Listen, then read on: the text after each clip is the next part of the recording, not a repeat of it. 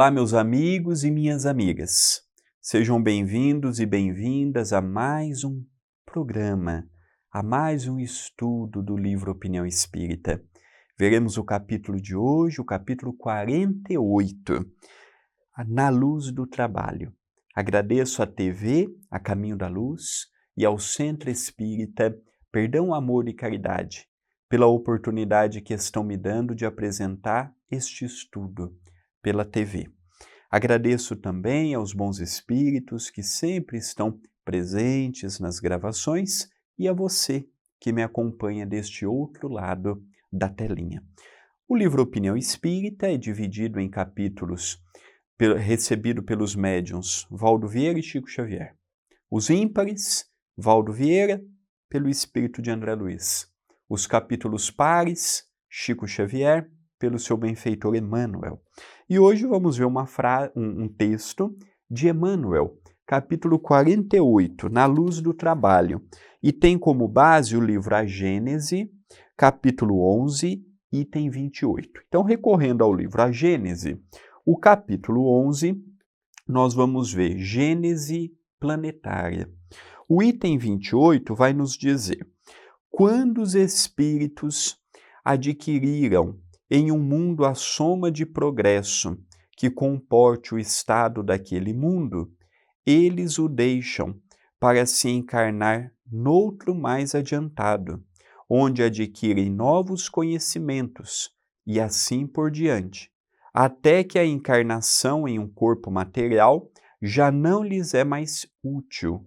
Passam a viver exclusivamente na vida espiritual, na qual progridem ainda num outro sentido e mediante outros meios.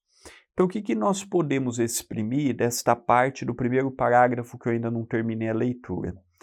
Que um planeta, como uma escola, quando eu chego em determinado ano, no terceiro colegial, aí eu sou convidado a fazer uma faculdade, se assim eu desejo. Quando eu termino o ensino básico, eu vou para o ensino médio. Quando eu termino o ensino médio, eu vou para o ensino superior. Uma casa planetária é assim também. Quando nós chegamos no ápice de uma evolução, nós somos convidados a ir para outros mundos, mais adiantados, moralmente falando e intelectualmente falando, do que aquele que eu estou.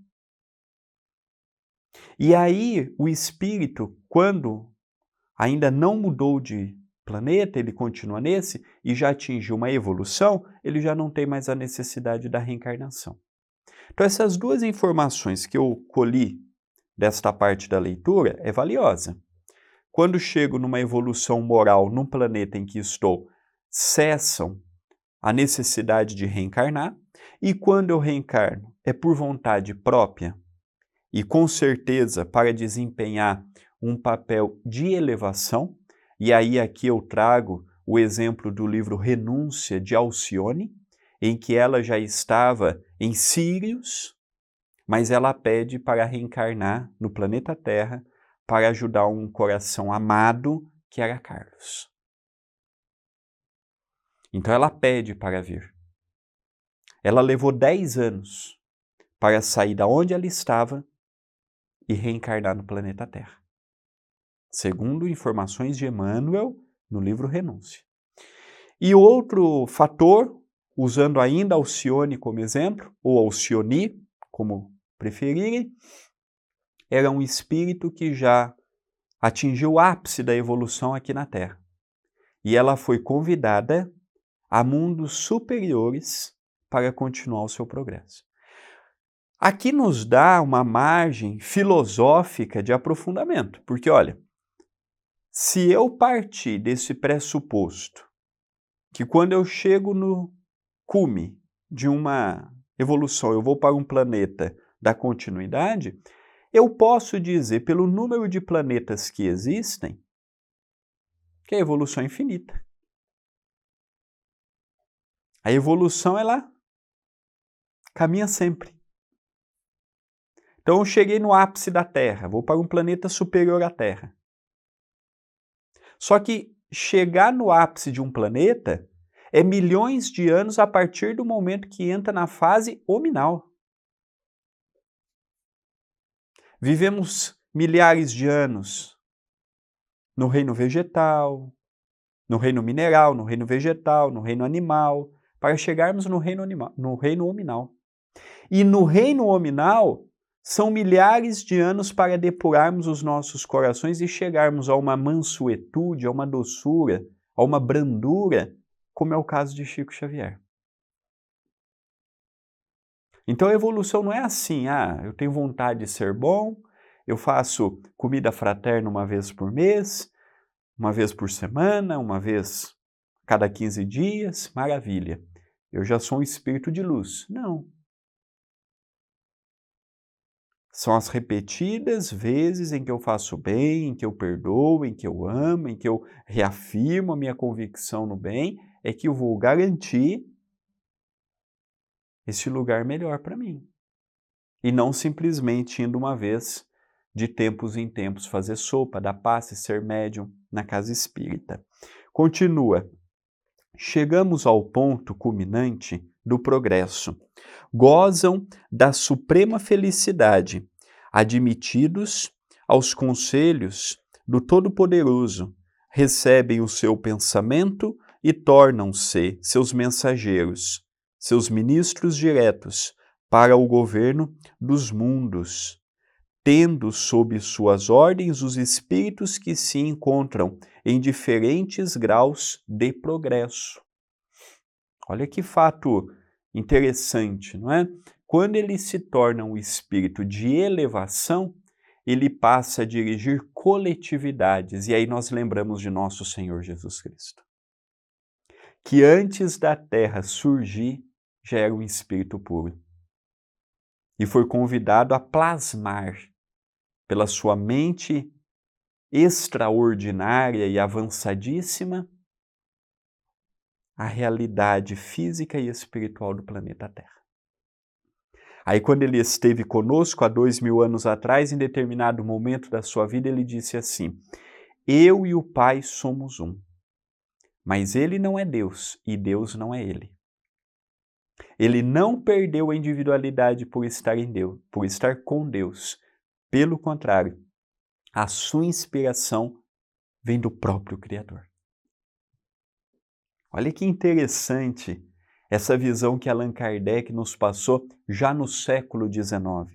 No último livro que compõe o Pentateuco kardeciano. Kardec publicou esta obra em 1868 e em 31 de março de 1869, o nosso codificador regressava para o mundo espiritual. Olha os conceitos que Kardec já trazia consigo. Continua.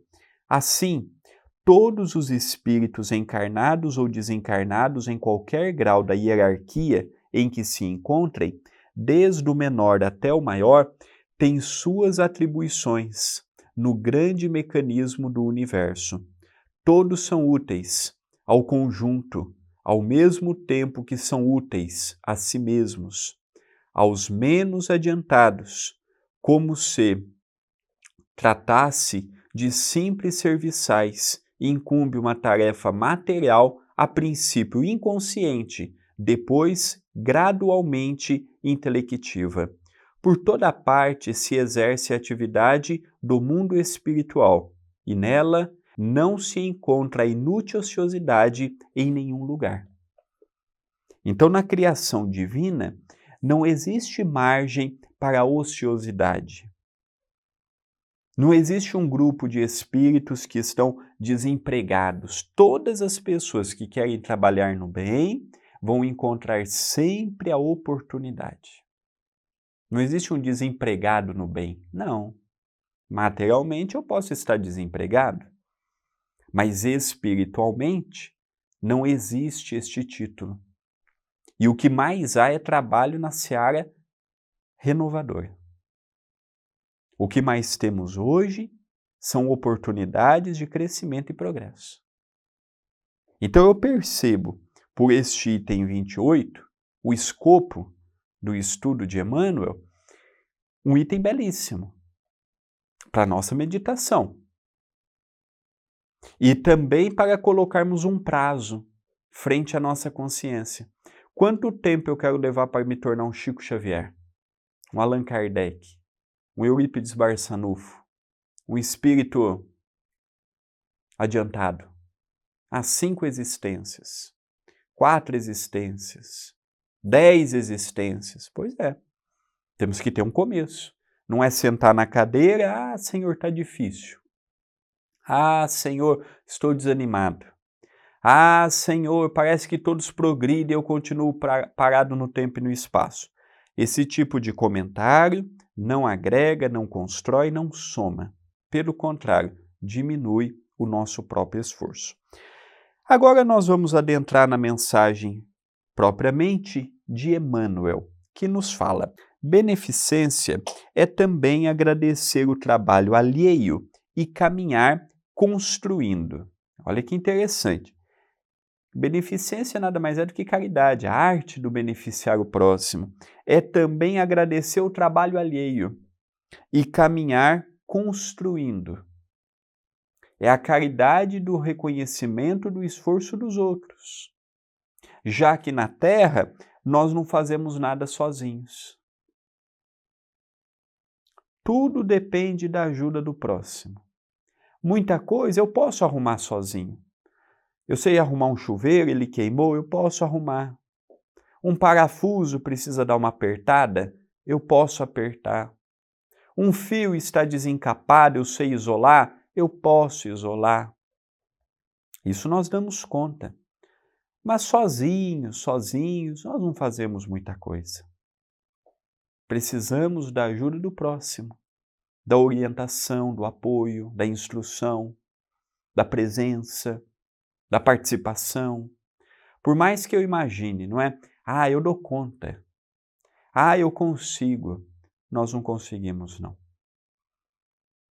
Haja vista o exemplo do pãozinho, que mundo afora muda-se a receita, mas é consumido. O pãozinho passou por uma cadeia de mãos até chegar na nossa mesa. Será que nós sozinhos teríamos tempo para preparar a terra, cultivar o trigo, fazer isso com o trigo, fazer aquilo, aquilo outro, até assarmos o pãozinho? Às vezes o pãozinho que estamos começando agora, a sua cadeia começou, a cadeia produtiva começou há 6 meses atrás, para culminar no pãozinho de hoje. Então esse exemplo do pão é o exemplo da nossa vida.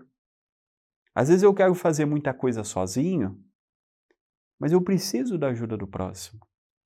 Preciso da ajuda de um familiar, preciso da ajuda de um amigo, preciso da ajuda de um companheiro, de uma companheira. Mas vamos lá, vamos seguir com Emmanuel. Quando transites na estrada, lança um pensamento de gratidão aos que se feriram nas lajes, para que a tivesses, fartando-te a mesa, lembras de lacerações do lavrador, que tratou a semente para que o pão te regalasse no lar. Recorda os que te levantaram o agasalho doméstico, muitas vezes à custa da própria vida.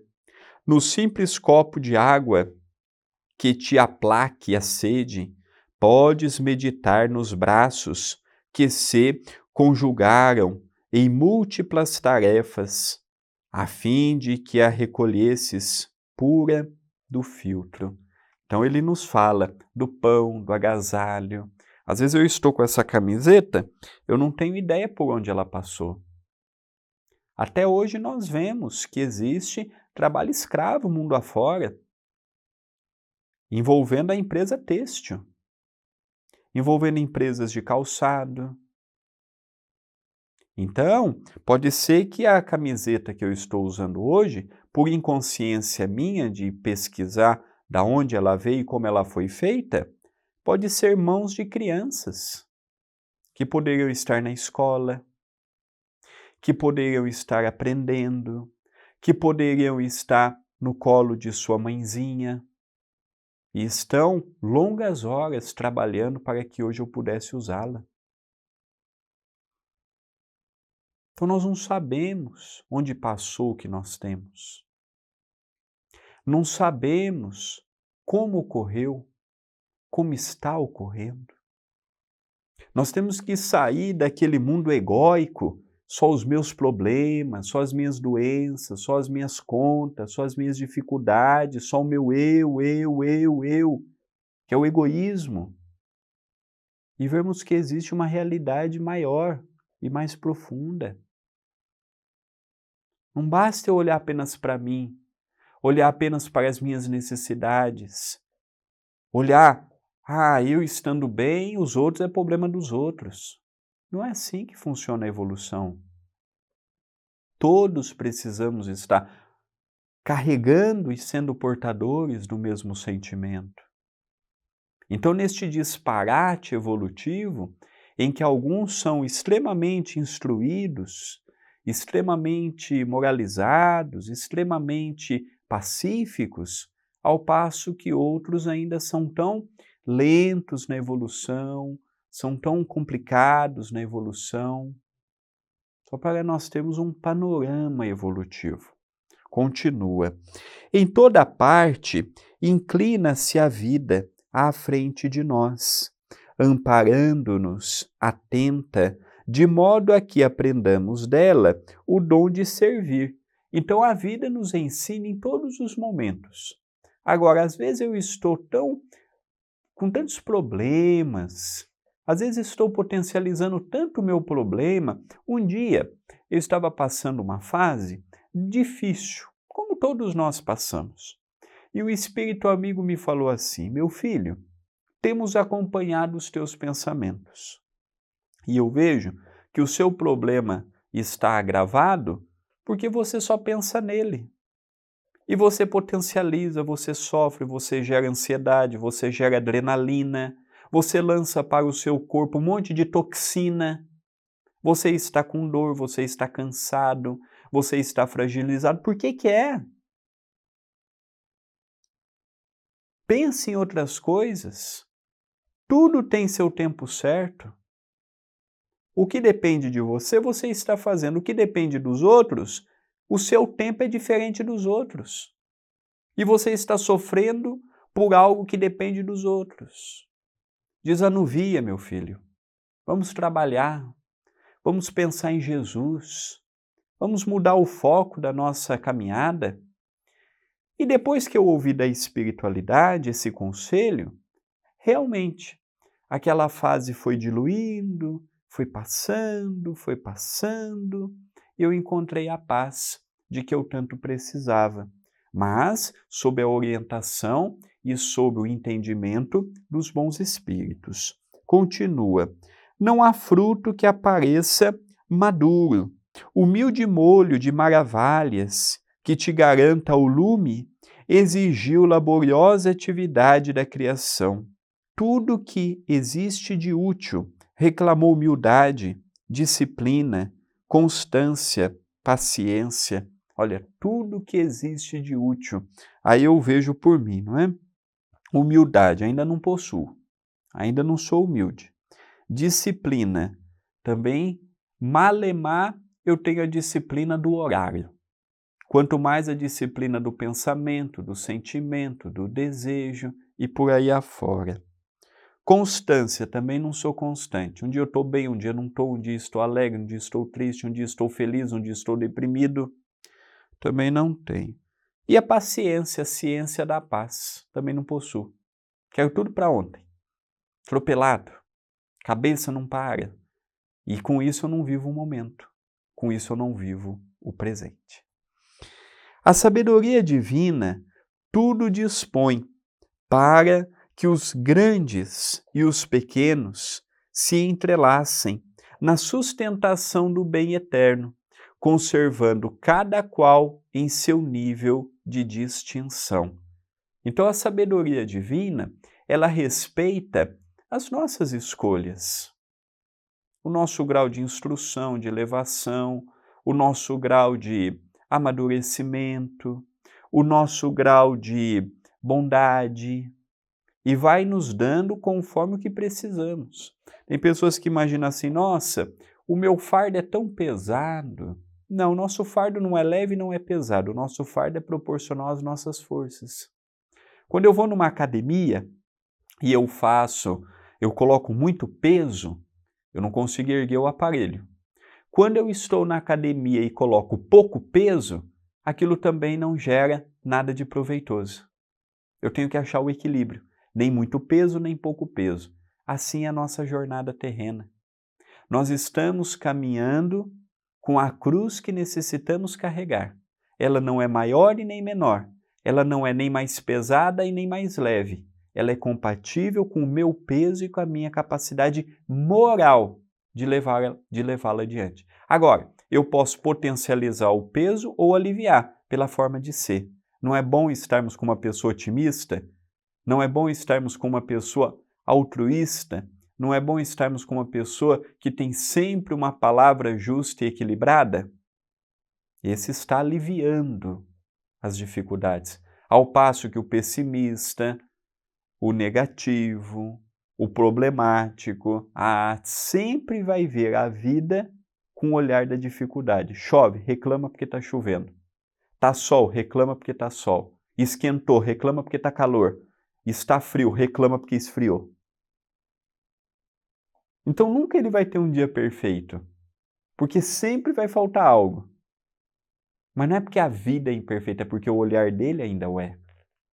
Ainda o é. Continua. O sol alimenta o verme aduba a terra. A planta nutre o sábio ergue a escola. Por mais brilhe no firmamento, a estrela não faz o papel da flor que perfuma, e o oceano imponente não substitui o regato que canta ignorado nas entranhas da gleba, para que o vale se coroe de verdura. Então tudo tem a sua finalidade. Tudo está ali desenvolvendo um papel. Às vezes eu olho, não entendo o papel que a pessoa está desenvolvendo, até não aceito o papel que a pessoa está desenvolvendo, mas está trabalhando. Representa algo, aí dá o exemplo do sol, poderíamos dar o exemplo da chuva, poderíamos dar o exemplo do vento, poderíamos dar tantos exemplos além do grandiosíssimo Emmanuel, já na mensagem de hoje. Tudo tem o seu papel. Tudo na criação divina está fadada ou fadado ao crescimento, ao progresso, ao entendimento, à melhoria, à corrigenda. Tudo. Tudo vai progredindo. Só que o progresso é lento. Às vezes eu quero correr. Pela ansiedade, pela agitação, eu quero fazer acontecer. Só que o tempo é diferente. A evolução é diferente. Nós somos diferentes. Tudo se esforça junto de nós para que a alegria nos sobeje, além do necessário. Se já atingiste o discernimento iluminado pela convicção da imortalidade, possuis bastante acústica no raciocínio para assinalar o apelo constante da vida. Trabalha. Se já sabes que outros mundos se seguem a este mundo por degraus da evolução, não desconheces que o teu merecimento, aqui ou além, será medido por tuas obras. Não te des assim ao logro do desânimo e nem te confies ao perigoso luxo do tédio. Reflitamos nas forças do universo, que nos servem infatigavelmente, sem perguntar, e para que a beneficência se nos alteie, genuína do coração, trabalhemos e trabalhemos. Então o convite de hoje é o trabalho, mesmo imperfeitos como somos, mesmo com as chagas morais que ainda possuímos, é o trabalho, é a renovação, é a vontade constante de progredirmos e de crescermos, que nos ajudará a chegarmos no mundo espiritual mais equilibrados, mais evoluídos, mais adiantados frente a nós mesmos. O tempo de evolução está em nossas mãos. Quanto mais amor, mais disciplina, mais conhecimento de causa, mais aplicação eu coloco naquele ensejo, mais rápido eu adquirirei a evolução. Queridos amigos, estamos encerrando o estudo de mais um capítulo do livro Opinião Espírita. Desejo a todos votos de muita paz, de muita luz. Agradeço a TV A Caminho da Luz e o Centro Espírita Perdão, Amor e Caridade, o CEPAC, pela oportunidade que estão me dando. Até o nosso próximo encontro.